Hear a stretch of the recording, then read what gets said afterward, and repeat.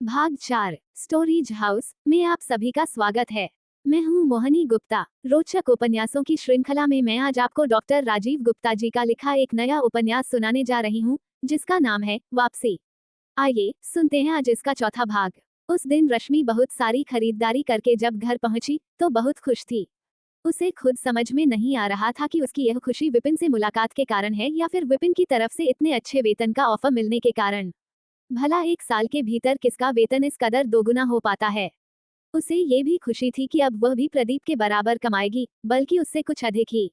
विपिन की बातों से उसे ये भी समझ में आ गया था कि उसकी जिंदगी में सब कुछ ठीक ठाक नहीं चल रहा है। न जाने क्यों उसे ये सब जानकर एक अजीब सी संतुष्टि मिली। अचानक उसके अंदर यह इच्छा जाग उठी कि विपिन को अपने पारिवारिक जीवन में कभी संतुष्टि न मिले और वो हमेशा उसके लिए तड़पता रहे। उसने एक दिन उसे शुचि के लिए ठुकरा दिया था, आज उसके मन को न जाने कैसी शांति का अनुभव हो रहा था। नारी के अंतर्मन को कौन जान पाया है भला।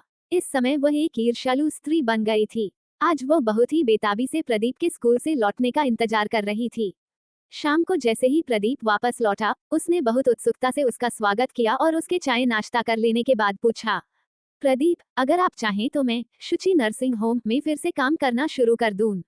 आप तो कॉलेज चले जाते हैं, मैं दिन भर घर में बैठी बैठी बोर होती रहती हूँ।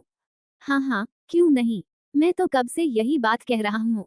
शुक्र है तुम्हें सद्बुद्धि तो आई, प्रदीप ने उसे छेड़ते हुए कहा और अपनी बाहों में भर लिया। दोनों की सांसें तेज हो गईं। दिल जोर जोर से धड़कने लगा। वे एक दूसरे के करीब आ गए। प्रदीप ने उसे हल्के से उठाकर बिस्तर पर लिटा दिया। उनके बीच स्नेह और आकर्षण की लहर दौड़ गई, पर उससे आगे बढ़ पाना प्रदीप के लिए संभव नहीं था। वह विवश था। रश्मि भीतर ही भीतर सुलग रही थी, पर उसे तृप्त करना प्रदीप के बस में नहीं था। उस दिन भी रश्मि अतृप्त ही रह गई और प्रदीप हमेशा की तरह थककर निढाल हो गया।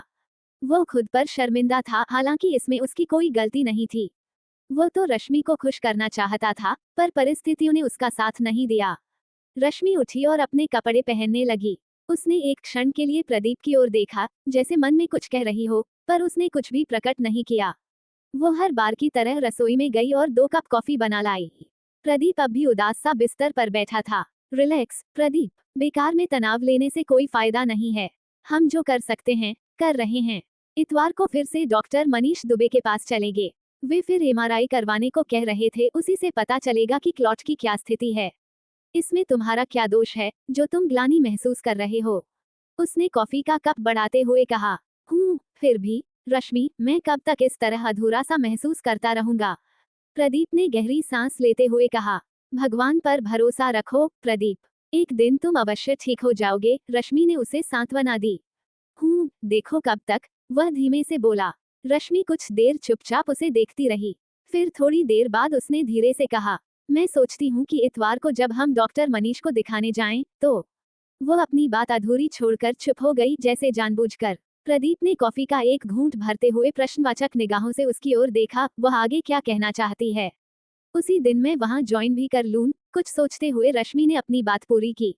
हाँ जरूर, ये तुम्हारे लिए एक बहुत अच्छा मौका है।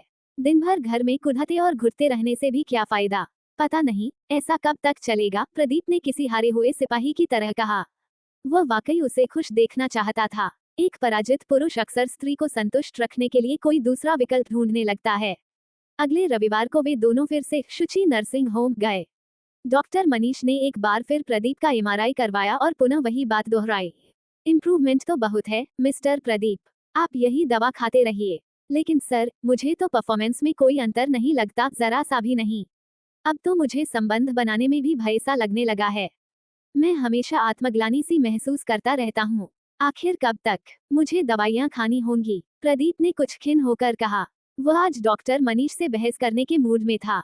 पिछले 6 महीने से वह दवाइयाँ खा रहा था, पर परिणाम लगभग शून्य था। जब तक ये क्लॉट पूरी तरह से हट नहीं जाता मिस्टर प्रदीप, तब तक आपको ये दवाइयाँ खानी पड़ेंगी, उन्होंने बड़े धैर्य से कहा। वे भी अन्य चिकित्सकों की तरह अपनी हार स्वीकार करने को तैयार नहीं थे।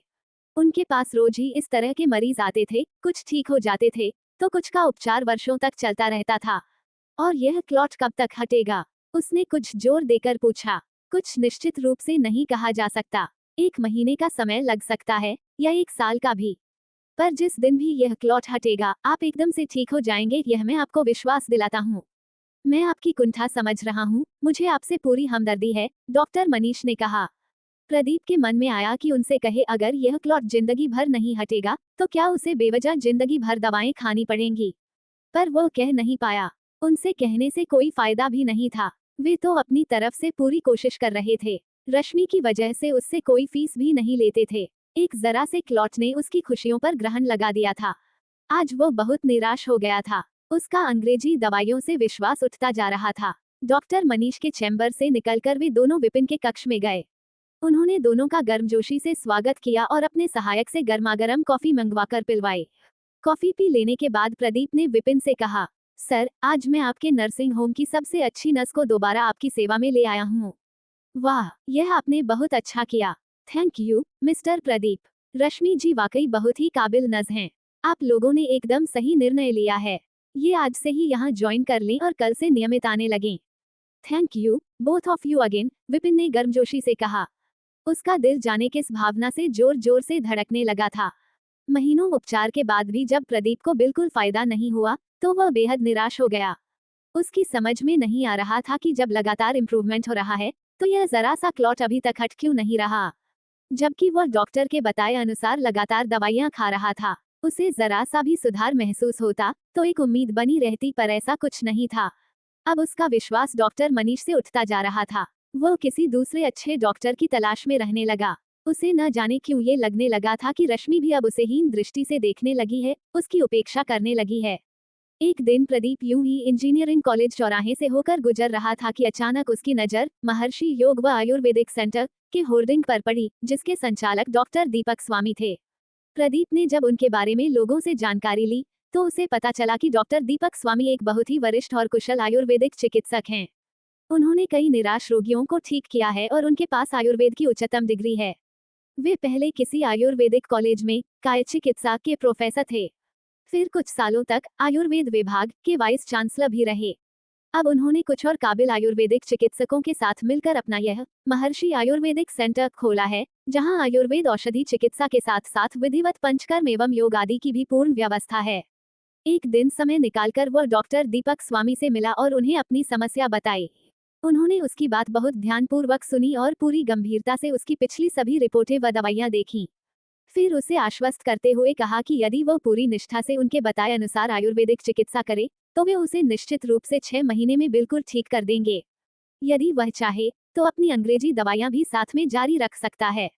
ठीक है सर, मेरे लिए इससे अधिक खुशी की बात और क्या हो सकती है कि मैं 6 महीने के अंदर बिल्कुल ठीक हो जाऊंगा, उसने खुश होते हुए कहा। वह डॉक्टर स्वामी की बातों से बेहद प्रभावित था। लेकिन इसके लिए आपको सुबह 2 घंटे हमें देने होंगे। वह किस लिए सर? पहले आपका पंचकर्म होगा और आपको योग के कुछ आसनों का अभ्यास भी कराया जाएगा। इसके लिए आपको सुबह खाली पेट यहाँ आना पड़ेगा, उन्होंने कहा। तो प्रदीप थोड़ा परेशान हो गया। क्यों, क्या बात है? उसे परेशान देखकर दीपक स्वामी ने पूछा। सर, सुबह 8 बजे मुझे कॉलेज के लिए निकलना पड़ता है। तब 6 महीने तक रोज सुबह यहाँ आना मेरे लिए कैसे संभव हो पाएगा? उसने अपनी परेशानी बताई। डॉक्टर दीपक स्वामी उसकी बात सुनकर मुस्कुराए। आपको पूरे 6 महीने यहाँ नहीं आना पड़ेगा। ठीक से पंचकर्म होने में अधिकतम 21 दिन लगेंगे, 7-7 दिन के 3 चक्र। आप चाहें तो 21 दिन का चिकित्सीय अवकाश ले लें या फिर सुबह 5 बजे यहाँ आ जाएं और 2 घंटे हमें दें। 21 दिन में आप योगासन करना भी सीख जाएंगे, फिर उन्हें घर पर भी कर सकेंगे।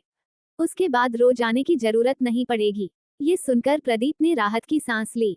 ठीक है सर, अभी तो मैं 10 दिनों का चिकित्सीय अवकाश ले लेता हूँ। सोमवार से मैं आपके पास नियमित 9 बजे आ जाया करूंगा, उसने तत्परता से कहा। हाँ, ये ठीक रहेगा। मैं अभी आपको कुछ आयुर्वेदिक दवाइयाँ लिख रहा हूँ। इनका सेवन आप आज से ही शुरू कर दें, कहकर उन्होंने दवाइयाँ लिख दी और उन्हें लेने की विधि भी समझा दी। वह हाथ में पर्चा दबाए डॉक्टर स्वामी को धन्यवाद देता हुआ बाहर आया और सेंटर में ही बने मेडिकल स्टोर से 10 दिन की दवा ले ली। आयुर्वेदिक दवाइयाँ महंगी जरूर थीं, पर वह बहुत खुश था, क्योंकि आज पहली बार किसी डॉक्टर ने उसे 6 महीने में पुनर्तः ठीक होने का आश्वासन दिया था। जब वो घर पहुंचा तब शाम के 5 बजे थे। रश्मि भी नर्सिंग होम से आ चुकी थी और बिस्तर पर लेटी आराम कर रही थी। उसने उसे आयुर्वेदिक सेंटर जाने की बात नहीं बताई, क्योंकि रश्मि को आयुर्वेदिक दवाइयों पर बिल्कुल विश्वास नहीं था। वह सुनती तो बेवजह चिढ़ जाती। वैसे भी वह आजकल कुछ खीजी खीजी रहती थी। उसने तय कर लिया कि कॉलेज से छुट्टियां लेने और पंचकर्म करवाने की बात भी वह उससे नहीं बताएगा। आजकल सुबह वह उससे पहले ही अपनी ड्यूटी पर निकल जाती है। उसके जाने के बाद वह आराम से वहां चला जाएगा, उसे पता भी नहीं चलेगा। बस 21 दिनों की ही तो बात है। यही सब सोचते हुए उसने बिस्तर पर लेटी रश्मि की ओर एक बार देखा और फिर खुद भी वहीं लेट गया। वह तभी उठा जब रश्मि शाम की चाय नाश्ता बनाकर ले आई। रश्मि धीरे धीरे फिर से विपिन के नजदीक आती जा रही थी। वह अब शुचि नर्सिंग होम में जरूरत से अधिक समय देने लगी थी। अक्सर वह प्रदीप के आने के बाद ही घर लौटती। प्रदीप को भी इससे कोई एतराज नहीं था। वह तो चाहता ही यही था कि अगर इस समय रश्मि का मन दूसरे कामों में लगा रहे तो उसकी मनस्थिति ठीक रहेगी। इन दिनों वह बात बात पर भड़क उठती थी। प्रदीप ने महर्षि योग व आयुर्वेदिक सेंटर में जाना शुरू कर दिया था। उसने अपने कॉलेज से 10 दिन का स्वास्थ्य अवकाश ले लिया था, पर इस बात की भनक तक रश्मि को नहीं पड़ने दी थी।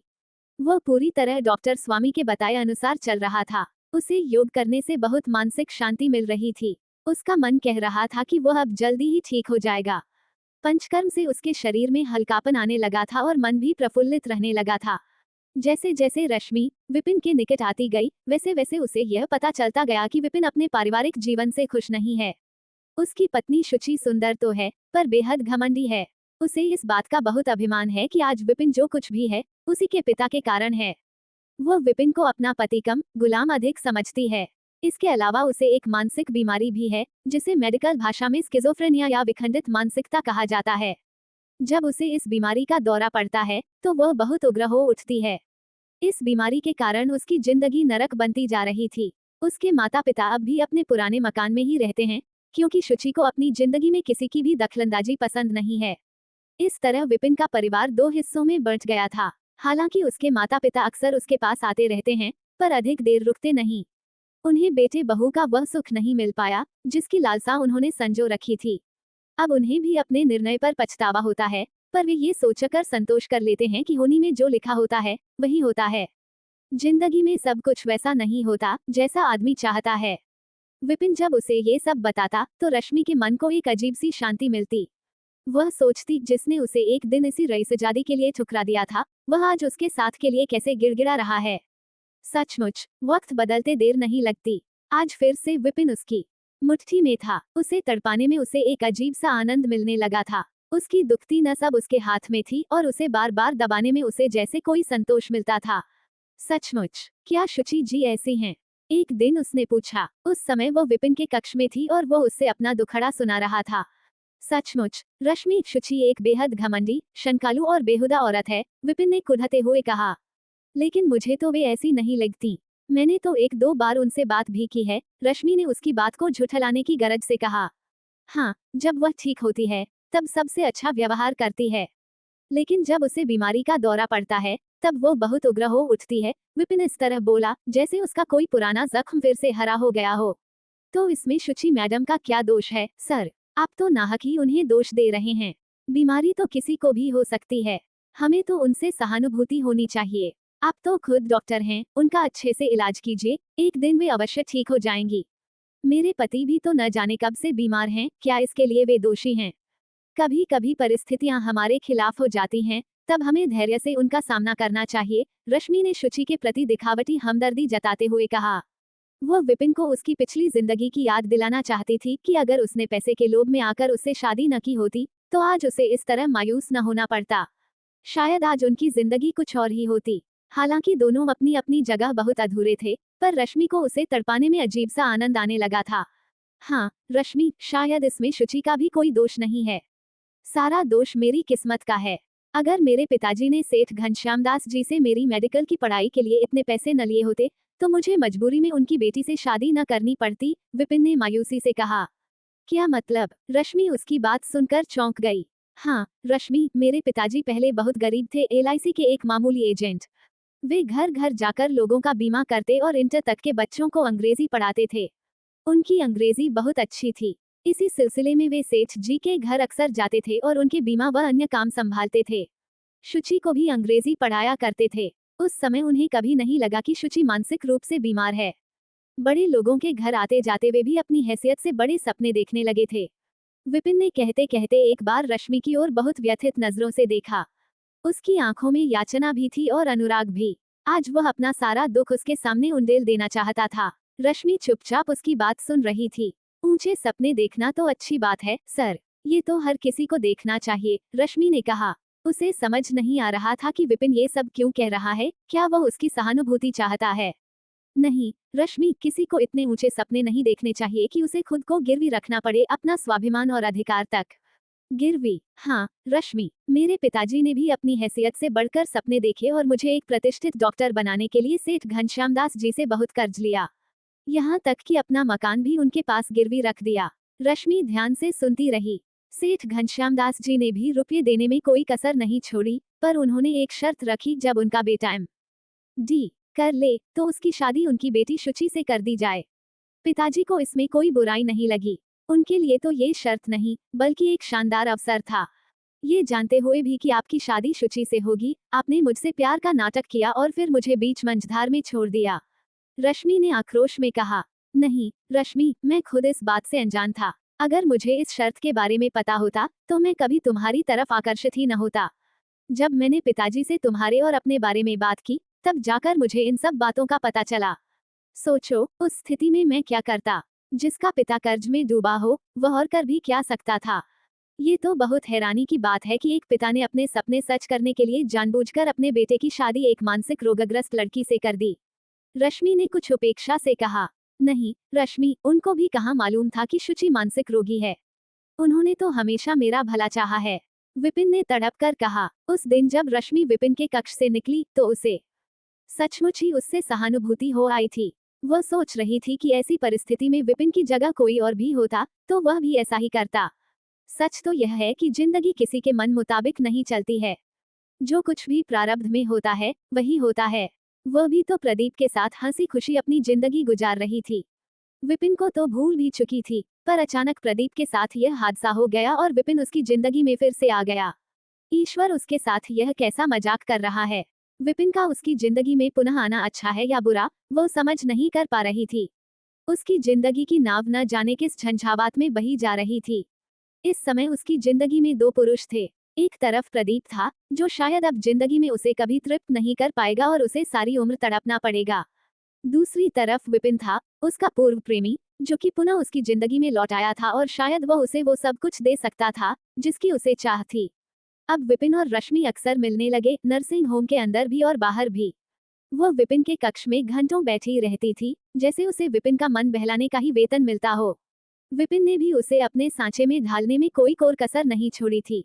वह अक्सर खुद को निर्दोष साबित करने की कोशिश करता रहता था। उसने उसे ये भी विश्वास दिला दिया था कि अगर वह उसके शिमला से लौटने तक नर्सिंग होम छोड़कर चली न गई होती तो वह उसी से शादी करता।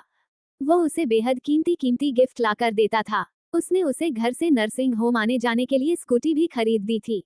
धीरे धीरे रश्मि पिघलती चली गई और सारी वर्जनाएं तोड़ती चली गई। एक रोज उसने खुद को विपिन को समर्पित कर दिया। उसने सोचा कि जब उसका पति उसे शारीरिक सुख नहीं दे पा रहा है तो आखिरकार वो भी क्या करे। कब तक प्यासी मछली की तरह तड़पती रहे।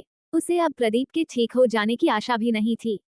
महीनों के उपचार के बाद भी प्रदीप जस का तस था। अब तो प्रदीप उससे संबंध बनाने की कोशिश भी नहीं करता था। शायद वह अपनी नाकामी और उसकी उपेक्षा से घबराने लगा था। मन ही मन रश्मि ऐसा ही सोचा करती थी। वह अभी तक इस तथ्य से अनजान थी कि प्रदीप डॉक्टर दीपक स्वामी से अपना आयुर्वेदिक उपचार करवा रहा है। कभी कभी उसे प्रदीप पर तरस भी आता था कि वह नाहक अपने बेकसूर पति पर अन्याय कर रही है, पर शायद अब उसका तन मन उसके बस में नहीं रहा था। उस पर विपिन का अधिकार हो चुका था। इस समय वो दो नावों की सवारी कर रही थी। प्रदीप पूरे मनोयोग से अपने उपचार में लगा था। जब उसकी 10 दिन की छुट्टियां खत्म हो गईं, तो वह टहलने के बहाने सुबह 5 बजे घर से निकल जाता और जब वह पंचकर्म करवाकर घर वापस आता तब रश्मि नर्सिंग होम जाने की तैयारी कर रही होती। वो फटाफट नाश्ता करता और अपना लंच बॉक्स लेकर स्कूल के लिए निकल जाता था। रश्मि ने जब एक दिन उससे देर से आने का कारण पूछा तो उसने कह दिया कि लौटते समय वह एक ट्यूशन पढ़ाते हुए आता है। रश्मि ने उसकी बात पर सहज ही विश्वास कर लिया, क्योंकि इन दिनों वह खुद अपनी धुन में लगी रहती थी। इसलिए वह न तो प्रदीप से अधिक पूछताछ करती और न ही यह चाहती थी कि प्रदीप उससे कोई सवाल करे। उसके अंदर का चोर उसे ऐसा करने से रोकता था। प्रदीप जानता था कि केवल 10-12 दिन की बात और है। पंचकर्म की प्रक्रिया पूर्ण होने के बाद उसे महर्षि योग और आयुर्वेदिक सेंटर जाने की जरूरत नहीं रहेगी। उसने अपने रोग से संबंधित सारे जरूरी योगासन बहुत अच्छी तरह से सीख लिए थे और अब उन्हें घर पर ही बहुत आसानी से कर लेता था। इसी तरह 4 महीने गुजर गए। अब प्रदीप खुद को बहुत ही स्वस्थ महसूस कर रहा था। पंचकर्म और नियमित योगासन करने से उसका तन मन बहुत प्रफुल्लित रहने लगा था। उसे खुद से ही लगता कि अब वो बिल्कुल ठीक है। इस बीच उसने रश्मि को छुआ तक नहीं था, क्योंकि डॉक्टर दीपक स्वामी ने उसे चिकित्सा के दौरान पत्नी से दूर रहने के लिए कहा था। उनका कहना था कि चिकित्सा के दौरान भोग विलास करना बिल्कुल उसी तरह है जिस तरह चलनी में पानी भरने का प्रयास करना।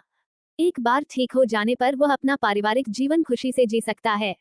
उसे आश्चर्य था कि इस बीच रश्मि ने भी कभी उसके निकट आने की कोशिश नहीं की थी। वह तो अब उसके हाल चाल भी नहीं पूछती थी और न ही उसे डॉक्टर मनीष के पास चलने के लिए कहती थी। वह दवाइयां ले रहा है या नहीं, उसे इस बात की भी चिंता नहीं थी। तो क्या वह उसकी तरफ से बिल्कुल निराश हो चुकी है? प्रदीप प्रायः सोचता, पर वह ये देखकर चकित था कि अब रश्मि पहले की अपेक्षा बहुत खुश रहने लगी थी। उसके चेहरे की रौनक बढ़ गई थी। वह खूब बनने संवरने लगी थी। उसके वार्डरोब में नई कीमती साड़ियां दिन प्रतिदिन बढ़ती जा रही थीं और सबसे बड़ी बात तो ये थी कि उसने उससे बिना पूछे ही स्कूटी खरीद ली थी। अब वह उसी से शुचि नर्सिंग होम आती जाती थी। उसके आने जाने का कोई समय नहीं था। देर से आने पर वह खुद ही बताने लगती, आज एक इमरजेंसी केस आ गया था, इसीलिए उसे देर तक रुकना पड़ा। क्या करूं, हॉस्पिटल की नौकरी तो ऐसी ही है, कब गंभीर मरीज आ जाए कहाँ नहीं जा सकता। मैं होटल से खाना पैक कर ला रही हूँ, आओ खा लो। प्रदीप बिना कुछ बोले या स्पष्टीकरण मांगे खाना खाने बैठ जाता था। खाना लजीज होता था, जैसा कि किसी भी अच्छे होटल का होता है। पर रश्मि बहुत कम खाती या फिर थकान का बहाना करके अक्सर खाती ही नहीं थी। प्रदीप को न जाने क्यों ये लगता कि वो खुद बाहर से भरपेट खाकर आई है, इसलिए उसे भूख नहीं है। उसके सामने बस थकान का बहाना कर रही है। वह ऐसा नाटक क्यों कर रही है, वह समझ नहीं पाता। प्रदीप ने एक दिन गौर किया कि रात में सोते समय रश्मि उसकी आंख बचाकर कोई गोली निगल लेती है। पहले तो उसने सोचा कि शायद रश्मि की तबीयत ठीक नहीं होगी या वह विटामिन की गोली खाती होगी, क्योंकि वह अक्सर अपने नर्सिंग होम से तमाम सारी सैंपल की दवाइयां ले आती थी, जिसे मेडिकल रिप्रेजेंटेटिव डॉक्टरों के चेंबर में रख जाते थे। वह उन्हें पड़ोसियों में बांटकर अपना रौब बनाए रखती थी। उसने उससे इस बारे में पूछना भी चाहा कि वो कौन सी दवा खाती है, पर कुछ सोचकर रुक गया। पर जब ऐसा नियमित होने लगा, तो एक दिन रश्मि के नर्सिंग होम जाने के बाद उसने उसकी अलमारी खोलकर उस दवा की स्ट्रिप निकाली और उसका नाम देखकर उसे नेट पर चेक किया, तो वह बुरी तरह से चौंक गया। ये गर्भनिरोधक गोलियां थीं। वह हतप्रभ रह गया। आखिर रश्मि को गर्भनिरोधक गोलियां खाने की क्या जरूरत है? वह तो उससे शारीरिक संपर्क बनाने के काबिल ही नहीं है। इसलिए उसने कई महीनों से रश्मि को छुआ तक नहीं है। रश्मि खुद भी उससे दूर दूर रहती है। क्या उसकी जिंदगी में कोई अन्य व्यक्ति आ गया है और उसने सभी मर्यादाएं ताक पर रख दी हैं? रश्मि इतनी उच्छृंखल हो गई है कि उसे अच्छे बुरे की समझ ही नहीं रही है। उसे लगा कि जैसे उसका दिमाग फटा जा रहा है। पहले तो उसे रश्मि पर बेहद क्रोध आया, फिर वह अपनी लाचारी पर शर्मिंदा हो उठा और अपनी बेबसी पर फूट फूट कर रोने लगा। कुछ देर रो लेने के बाद जब उसका मन शांत हुआ, तो उसने तसल्ली से सोचना शुरू किया। उसने सोचा कि उसे इस बात की तह तक जाना चाहिए। डांट डपट करने से बात और भी बिगड़ सकती है। बात यदि तलाक तक आ गई, तो उसकी गृहस्थी तहस नहस हो जाएगी। रश्मि अगर सचमुच भटक गई है, तो धीरे धीरे उसे सही राह पर लाने की कोशिश करनी चाहिए। माना कि वह कसूरवार नहीं है, पर वह इस समय रश्मि को वह सब कुछ नहीं दे पा रहा है जिसकी वह हकदार है। शारीरिक सुख ही तो सुखी वैवाहिक जीवन का आधार होता है। हो सकता है कि उपचार पूरा होने के बाद वह बिल्कुल ठीक हो जाए और रश्मि को संतुष्ट और खुश रख पाए। एक दिन उसने सोचा कि क्यों न वो किसी बाजारू औरत पर अपना पौरुष आजमा कर देखे कि अब वो किसी औरत को संतुष्ट करने में समर्थ है या नहीं। उसे रश्मि को स्पर्श करते भय लगता था कि कहीं इस बार भी उसे अपमानित न होना पड़े। बाजारू औरत का क्या, उसे तो बस पैसा चाहिए। फिर वह अपने ही विचार से शर्मिंदा हो उठा और सोचने लगा कि अगर रश्मि भटक गई है, तो क्या वह भी भटक जाए, ऐसी वैसी औरतों के पास जाए और कोई नई बीमारी मोल ले आए। इस ख्याल से ही वह सिहर उठा।